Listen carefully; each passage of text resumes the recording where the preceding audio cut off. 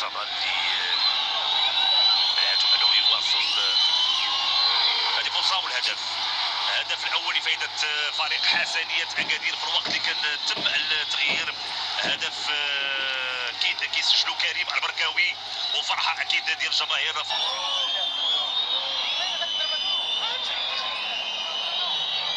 اذا ننتظر تنفيذ هذه الكره الثابته وهذا الخطا لفائده فريق الرجاء.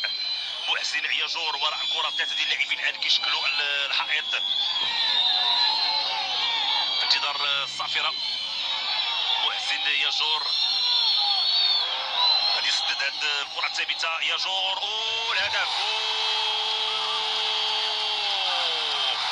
محسن ياجور يتمكن من هز الشباك والكره تعانق شباك الحارس عبد الرحمن الحواصلي. طريقه ممتازه باش تسدد محسن ياجور كره تعانق شباك الحارس عبد الرحمن الحواصلي في الوقت اللي ضربت يعني في احد اللاعبين اللي كيشكل الحائط.